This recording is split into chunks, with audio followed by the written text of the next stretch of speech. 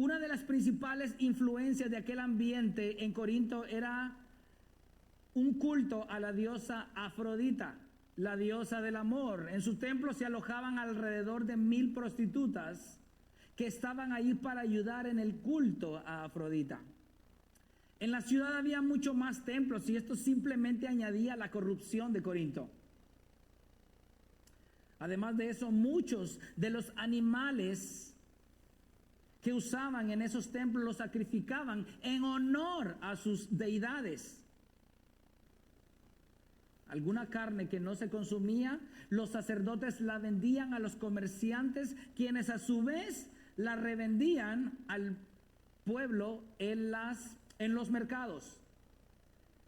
Y la iglesia de Corinto estaba conformada no solamente por judíos que habían venido a la fe en Jesucristo, sino también por gentiles que venían plagados de esas costumbres. El capítulo 8 de Corinto aborda un tema principal: el concepto del conocimiento y la libertad que un creyente tiene en Dios.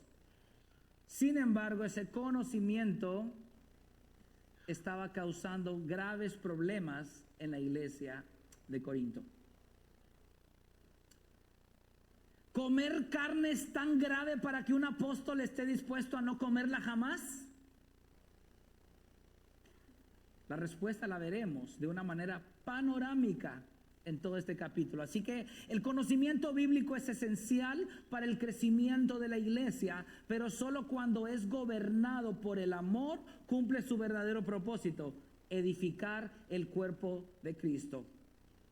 Hoy este capítulo 8 lo dividimos en 5 partes.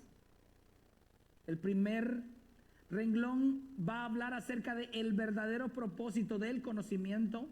El segundo, la esencia del conocimiento. El tercero es las consecuencias del conocimiento incompleto. El cuarto, el peligro del conocimiento sin amor. Y el quinto, el conocimiento que glorifica a Dios es gobernado por el amor. Vayamos al primer punto: el verdadero propósito del conocimiento. ¿Cuál es el verdadero propósito del conocimiento? Al inicio del capítulo 8, el apóstol Pablo dice: sabemos que el conocimiento envanece, pero el amor edifica. Pablo no está diciéndole a la iglesia que debe permanecer en ignorancia. Eso sería catastrófico y entraría en contradicción con toda la escritura. Lo que Pablo está aclarando aquí en el capítulo 8 es de que tener conocimiento y carecer del amor puede guiarnos a la soberbia intelectual. Por eso Pablo le dice cuál es el propósito de ejercer el conocimiento con sabiduría. Y lo vemos en el primer versículo. Dice 1 Corintios 8:1: en cuanto a lo sacrificado a los ídolos, sabemos que todos tenemos conocimiento. El conocimiento envanece, pero el amor edifica. Esto es esencial. De manera que el primer propósito del conocimiento, ¿qué es? La edificación de nuestros hermanos. Si nuestro conocimiento, en lugar de edificar a nuestros hermanos, los está destruyendo, es probable que lo estemos ejerciendo sin amor. El apóstol Pablo inicia con el verbo saber, eido, que es estar informado o comprender, pero usó también la palabra gnosis, que implica conocimiento a través del aprendizaje y razonamiento. Esto quiere decir que la iglesia de Corinto gozaba de un entendimiento profundo de las Sagradas Escrituras. Y Pablo lo dice al inicio de la carta cuando ora por los corintios: porque en todo ustedes fueron enriquecidos en él, en toda palabra y en todo conocimiento. 1 Corintios 1:5. Así que esta iglesia, como toda iglesia, estaba creciendo en número y los nuevos convertidos se añadían continuamente. Ahora, todos sabemos que muchos de los nuevos Convertidos vienen plagados de creencias paganas, místicas, incluso supersticiosas. Sin embargo, Pablo quiere que esos nuevos creyentes crezcan en el conocimiento de Dios. Así que el primer propósito del conocimiento es la edificación del cuerpo de Cristo. Y eso se puede llevar a cabo si se hace sobre el fundamento del amor. Si el que abunda en él lo hace para el bien de la iglesia, lo reflejará en el segundo propósito del conocimiento. Observen lo que dice el verso 2. Si alguien cree que sabe algo, no ha aprendido todavía cómo debe saber. ¿Por qué dijo Pablo esto? Porque este es el segundo propósito del conocimiento. Humildad ante el conocimiento que se posee. Yo le voy a leer dos versiones de ese pasaje, Nueva Traducción Viviente y Traducción Lenguaje Actual. 1 Corintios 8:2, Nueva Traducción Viviente. El que afirma que lo sabe todo, en realidad no es que sepa mucho. Traducción Lenguaje Actual. Sin duda, el que cree que sabe mucho, en realidad no sabe nada. Como dijo Sócrates una vez. ¿Cuántos saben lo que dijo Sócrates? Yo solo sé que no sé nada. Sócrates fue un filósofo griego considerado el padre de la filosofía occidental. Él revolucionó el pensamiento al enseñar. Ojo con lo que dijo. La búsqueda de la verdad comienza reconociendo la propia ignorancia. Wow. Así que todos los que son sabiondos no saben nada. Esa es la verdad. Así que este es el segundo propósito del conocimiento, es la humildad. El creyente debe tener claro que no es un superdotado. Hermanos, Salomón fue considerado el hombre más sabio de la historia y él consideró el obtener mucho conocimiento como vanidad de vanidades. Así que el creyente debe tener claro que no es una persona con un conocimiento superior, sino un ser caído que ha sido redimido por Cristo y que permanece en un proceso de aprendizaje continuo. Si este creyente ejerce su conocimiento en amor para la edificación de la iglesia y lo hace con humildad, entonces se cumplirá el tercer propósito del conocimiento. Y eso lo vemos en el verso 3. ¿Qué dice el verso 3? Dice, pero si alguien ama a Dios, ese es conocido por él. Aquí caemos al tercer propósito del conocimiento. Amar y ser conocido por Dios. Una de las declaraciones más fuertes en los evangelios es aquella que Jesucristo menciona en el capítulo 7 de Mateo. Jamás los conocí. Apártense de mí los que practican la iniquidad.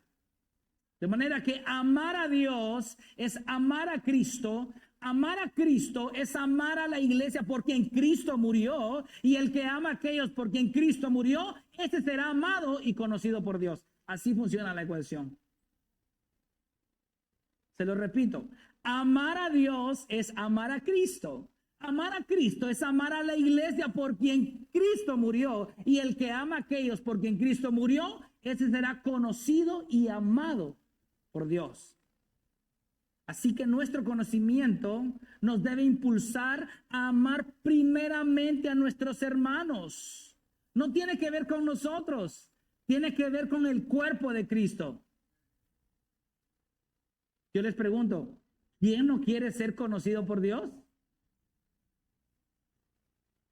¿O queremos que un día Él nos diga, nunca te conocí? Bueno, si tú quieres ser conocido por Dios, comienza a utilizar tu conocimiento en amor, con humildad para la edificación de su pueblo. Y entonces serás conocido por Él. Ahora aquí surge una pregunta. ¿De qué es de lo que debo tener conocimiento, pastor, y ejercerlo con amor y humildad? para la edificación de la iglesia? ¿Teología? ¿Filosofía? ¿Alguna otra ciencia? Esto nos abre paso al segundo punto. La esencia del conocimiento.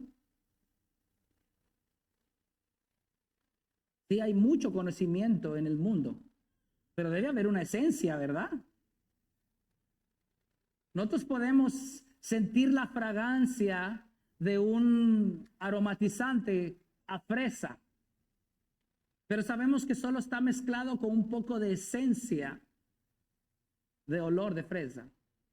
Así que así es el conocimiento, es vasto, pero debe haber una esencia. Y el apóstol Pablo quería dejarles claro el fundamento del conocimiento, porque lamentablemente muchas iglesias enseñan, pero enseñan mal. Y otras aún peores, no enseñan. Ahora, ¿qué debe enseñar una iglesia? ¿Cuál es esa esencia del conocimiento, pastor? Lo vemos en los versos 4 al 6. ¿Qué dicen esos versos? Por tanto, en cuanto a comer de lo sacrificado a los ídolos, sabemos que un ídolo nada es en el mundo y que no hay sino un solo Dios. Porque aunque hay algunos llamados dioses, ya sea en el cielo o en la tierra, como por cierto hay muchos dioses y muchos señores, pero para nosotros hay un solo Dios, el Padre. Así que la esencia del conocimiento inicia con Dios, el Padre. Corinto era una ciudad altamente politeísta e idolátrica. Muchos de los nuevos creyentes venían con esas creencias. Pero Pablo quiere dejarles claro algo. Un ídolo no es nada. Fue fabricado con manos humanas. Fue hecho con material primo que Dios creó. O bueno, ¿de qué están hechos las imágenes, pues, hermanos, y los ídolos? De madera, de piedra, de roca. ¿Quién proveyó esos materiales primos? Dios. De manera que un ídolo nada es. Y Pablo quiere dejarles claro, hay un solo Dios, el Padre. De ese Padre proceden todas las cosas, el agua, la luz, la naturaleza, el aire. No hay nada que no proceda de Él. ¿Se acuerdan cuando Pablo fue a Atenas y vio aquella ciudad plagada en la idolatría? Observe lo que Pablo dijo en ese momento, Hechos 17, 23 al 25, porque mientras pasaba y observaba los objetos de su adoración, hallé también ahí un altar con esta inscripción: al Dios desconocido. Pues lo que ustedes adoran sin conocer, esto les anuncio yo. ¿Y qué les anunció Pablo? El Dios que hizo el mundo y todo lo que en él hay, puesto que es Señor del cielo y de la tierra, no mora en templos hechos por manos de hombres, ni es servido por manos humanas, como si necesitara de algo, puesto que Él da a todos vidas y aliento y todas las cosas. El fundamento del conocimiento es este: no existen otros dioses. No hay nada que esté en competencia con Dios. No hay un demonio, un diablo que esté haciendo pulso con Cristo. Eso no existe, hermanos. Dios es soberano. Él es poderoso, todopoderoso. No hay nadie que le llegue ni siquiera al polvo de sus pies. Estoy hablando de una manera ilustrativa, hermanos. Nadie. Aún se juntara Satanás y los miles de legiones de demonios que están con él, Dios los puede destruir en un segundo. Un solo Dios hay. Y Pablo quería dejarles este fundamento a los corintios. Un ídolo nada es. Un Dios nada es. Aunque el hombre le rinda adoración o veneración a un objeto, ese objeto lamentablemente fue fabricado por manos humanas. Así que este conocimiento nos brinda la libertad de entender que aunque el mundo crea en una deidad muy poderosa o en muchos dioses, usted y yo hoy vamos a saber esto: hay un solo Dios, ¿verdad? Igual que la iglesia de Corinto. Y si estamos en Él, ¿quién contra nosotros? Ahora bien, si entendemos que hay un solo Dios y los demás dioses son pura mentira, Ese Dios tiene un hijo que se llama Jesús. Y esto nos abre paso al segundo subpunto del verso 6.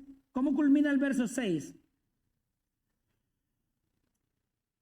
El Padre de quien proceden todas las cosas y nosotros somos para Él. Y un solo Señor, Jesucristo, por quien son todas las cosas y por medio de Él existimos nosotros.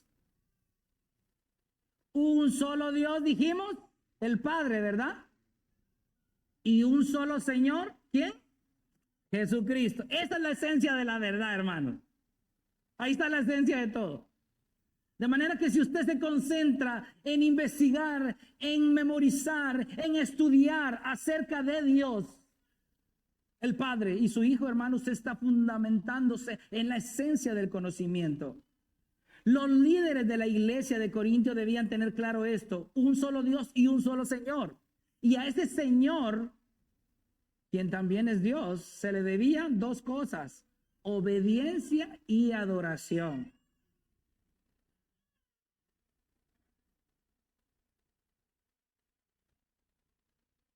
Dice Pablo que todo lo creado fue hecho por medio de Jesucristo. Y todo lo creado también es sustentado por Jesucristo. De manera que Él lo sostiene todo. Esto indica que Jesucristo es Señor, es creador, sustentador de todo lo que existe. Y por eso usted le debe obediencia y adoración. De manera que la esencia del conocimiento descansa en estos dos pilares. Hay un solo Dios, el Padre, y hay un solo Señor, Jesucristo. Observe lo que dice 2 Corintios 10, 4 al 5.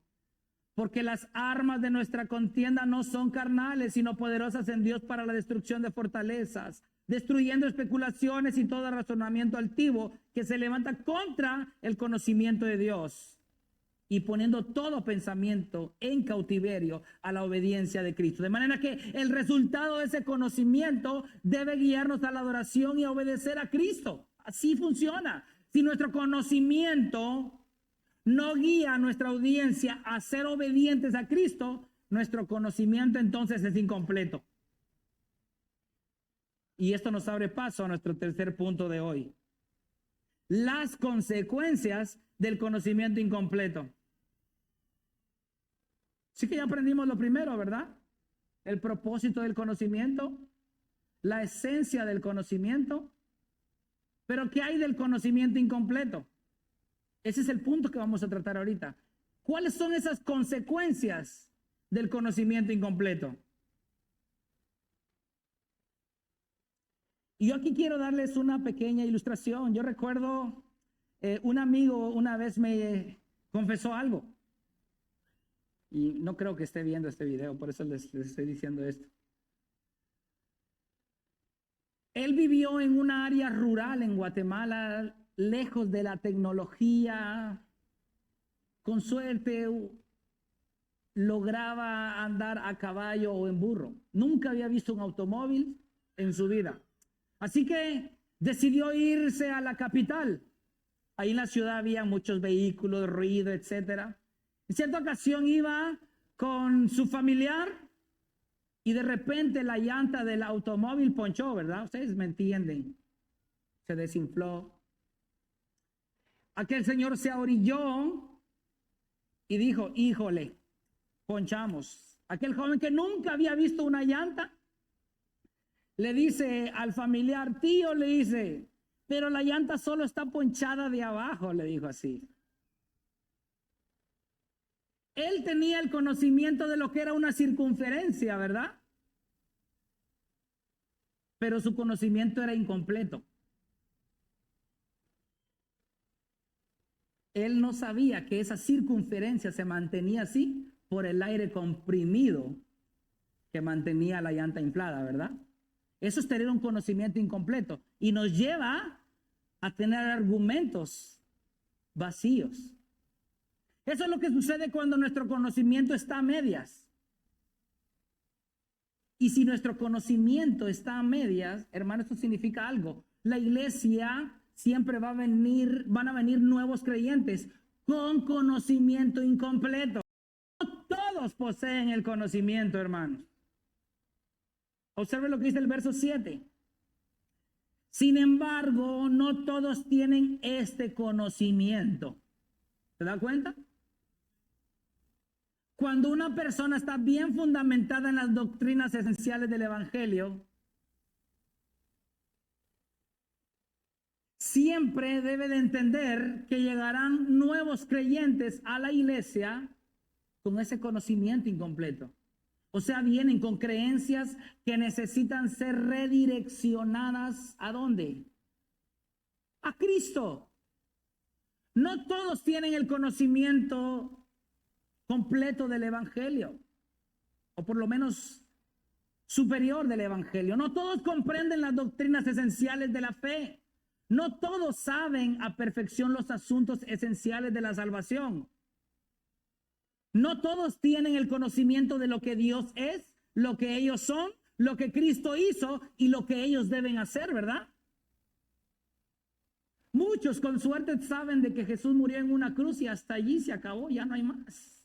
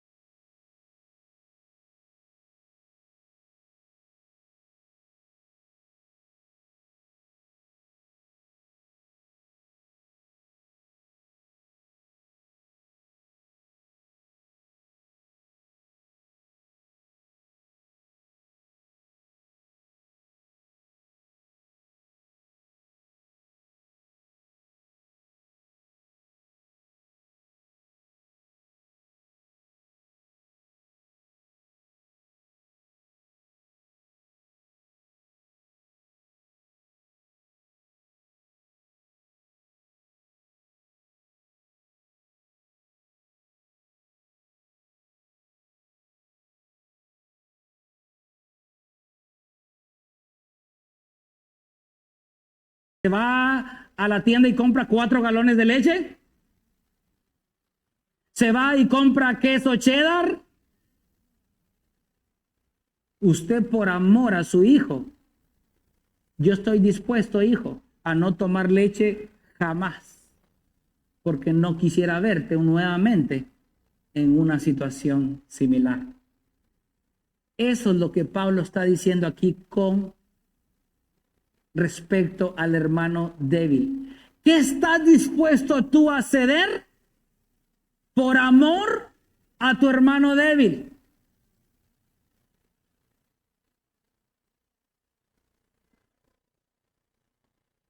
Si la comida hace que mi hermano caiga en pecado, no comeré carne jamás. Esto es amor puro. Esto es amor sacrificial. Este es el amor que nos demostró nuestro Señor Jesucristo al morir por nosotros. ¿Sabía usted que en este solo pasaje se ve a Jesucristo de una manera tan clara? Yo quise hipotéticamente hacer un diálogo entre el Hijo y el Padre. Se lo quiero leer. El Hijo, Padre, hablo de Jesucristo y el Padre. Es algo hipotético, hermano, no es algo que pasó ni lo va a encontrar en la Escritura.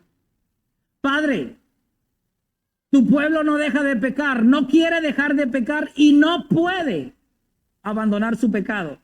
La paga del pecado será su condenación eterna. ¿Qué solución hay para esto? El Padre, solamente que ellos me obedezcan a la perfección todas mis leyes y de esa manera podrán ser salvos sin ningún problema. El Hijo le responde, pero eso es imposible. Ellos están muertos en sus delitos y pecados. No hay forma que se acerquen a ti y mucho menos obedecer toda tu ley a la perfección. El Padre le responde, hay otro camino. El Hijo le dice, ¿cuál? Todo depende de qué tanto estás dispuesto a ceder por ellos. El Hijo le dice, dime, Padre, yo estoy dispuesto a hacer lo que sea por amor y obediencia a ti. El Padre le dice, necesitas dejar a un lado todas tus prerrogativas divinas, luego descender a la tierra, vivir en ese mundo donde ellos viven, vivir la vida que ellos jamás podrían vivir, obedecer mis leyes perfectamente, sufrir menosprecio, humillación, traición de tus más allegados, burlas, falsos testimonios, ser tratado peor que un delincuente, luego tomar el lugar que ellos merecen por su pecado y por último morir por el pecado que ellos y solamente ellos cometieron. Y si logras ese objetivo y cumples a la perfección con todas mis demandas, yo te resucitaré con el poder del Espíritu Santo y esa será la señal de que el camino ahora quedó abierto para ellos. Si se arrepienten de su pecado y confían únicamente en ti. El Hijo le responde, heme aquí, aquí estoy, Padre mío, envíame a mí, estoy dispuesto a ceder por amor a su salvación. Ellos nunca lo podrían lograr. Yo en obediencia a ti y por amor a ellos, lo haré. Eso hizo Cristo por darle salvación a usted. Y yo te pregunto a ti, ¿qué estás dispuesto a ceder por amor a tu hermano débil? Si tu hermano débil cree que es pecado ir al cine, no irás al cine jamás mientras tu hermano sea débil. Si tu hermano débil piensa que es pecado que vayas a la playa, no irás a la playa jamás mientras tu hermano sea débil. Si tu hermano débil piensa que es pecado que uses pantalón, no usarás pantalón jamás mientras tu hermano sea débil. Pastor, ¿usted por qué dijo mientras tu hermano sea débil? Bueno, porque es obvio. ¿Usted quiere que su hermano sea débil todo el tiempo? ¿Ah? Usted quiere redireccionarlo a Cristo, ¿verdad? Bueno, mientras su hermano sea débil, no use pantalón. Pero no pierda el tiempo. Llámelo. Y dígale, hermanito, hermanita, ¿podría hablar con usted? Y este es el segundo pilar.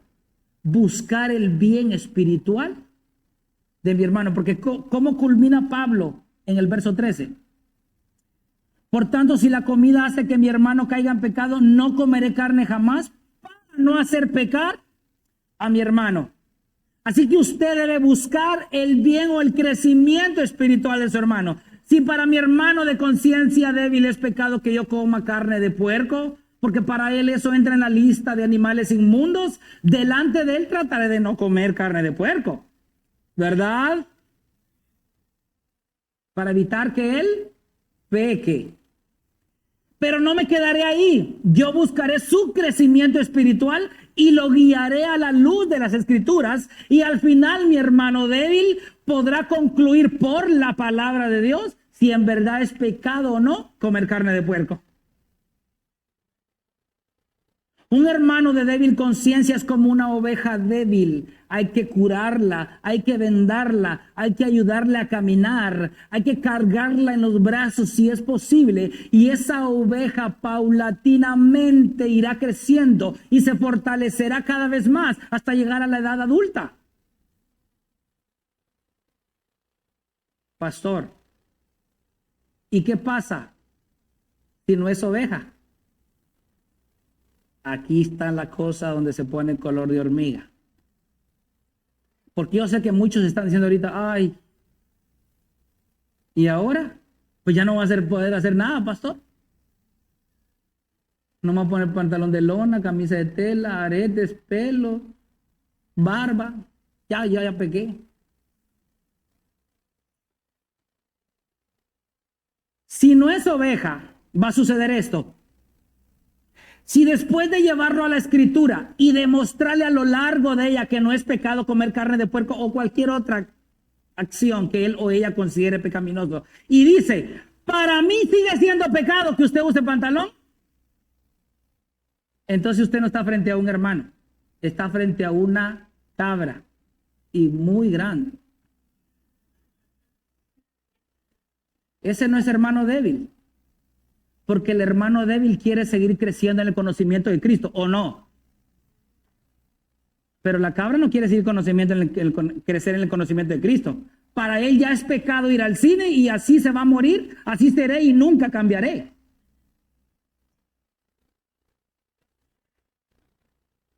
Esa persona no está dispuesta a ceder, no quiere. Él quiere que todos sean como él quiere que sean. Él quiere que todos aprueben lo que él apruebe y que todos llamen pecado a lo que él llama pecado. Esa no es oveja.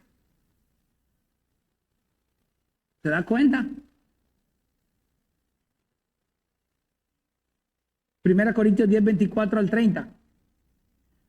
Pablo tenía que lidiar con ese tipo de personas. Nadie busque su propio bien, sino el de su prójimo. Coman de todo lo que se vende en la carnicería sin preguntar nada por motivos de conciencia. Así que debían ir, esto fue sacrificado a los ídolos. No, solo compren y ya. No anden ahí indagando. Verso 26. Porque del Señor es la tierra y todo lo que en ella hay. Si algún incrédulo los invita y quieren ir, coman de todo lo que les pongan delante sin preguntar nada por motivos de conciencia. Pero si alguien les dice, esto ha sido sacrificado a los ídolos, no lo coman por causa del que lo dijo y por motivos de conciencia, por tercera vez. Ahora, ¿la conciencia de quién? Dice Pablo, porque el Señor es la tierra y todo lo que en ella hay. Quiero decir, no la conciencia de ustedes, sino la del otro. Pues, ¿por qué ha de ser juzgada mi libertad por la conciencia ajena? Si participo con agradecimiento, ¿por qué he de ser censurado a causa de aquello por lo cual doy gracias? Tu libertad no debe estar subordinada a la conciencia de otro. Si un hermano débil en la fe le parece pecaminoso que tú te pongas arete, está bien, no te lo pongas frente a él o frente a ella, pero llévalo pronto a la palabra de Dios. No permitas que siga pecando. No digas, si para él es pecado, para ella es pecado, pues le voy a demostrar frente a ella, me voy a poner unos aretotes que me llegan hasta acá. Eso no es amor.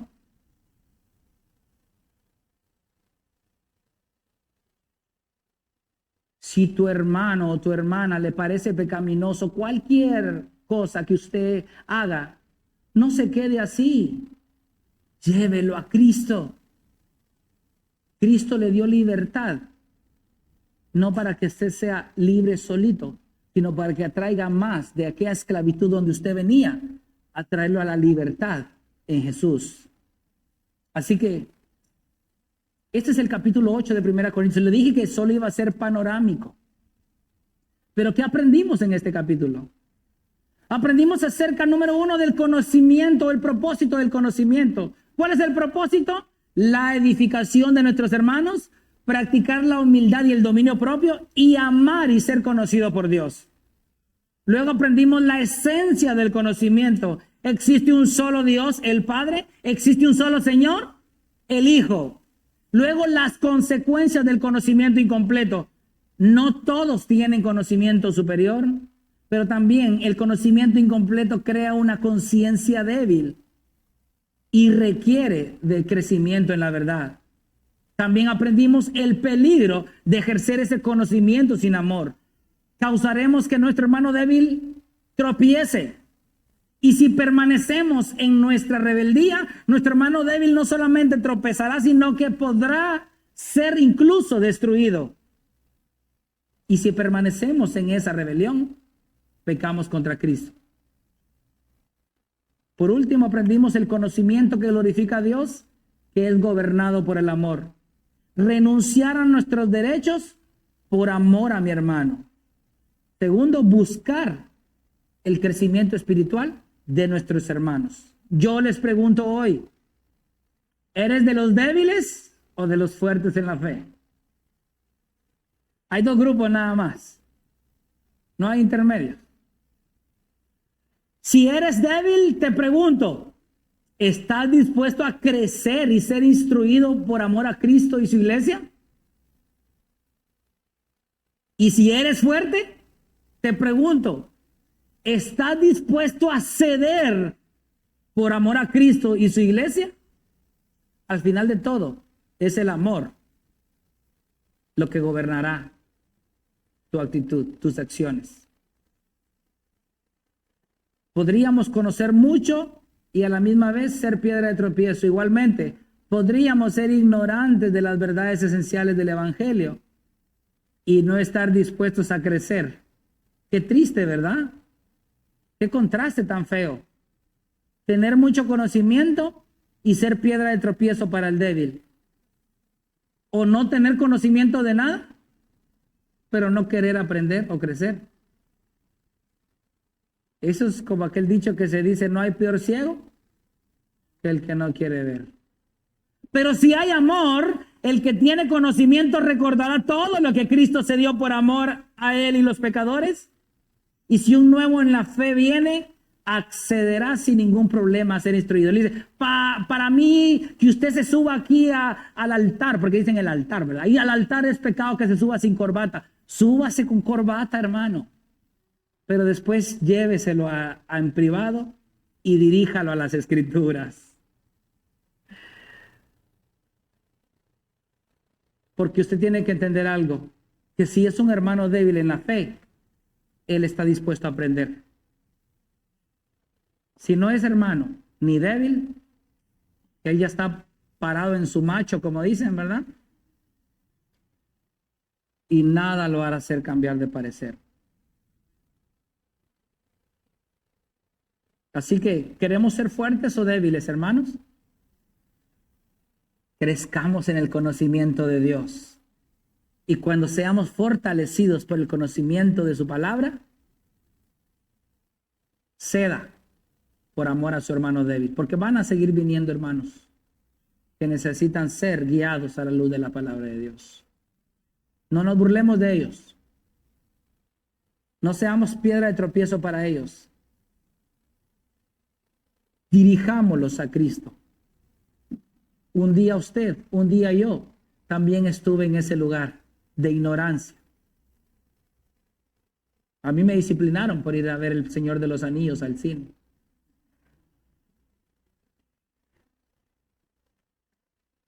¿Se puede imaginar?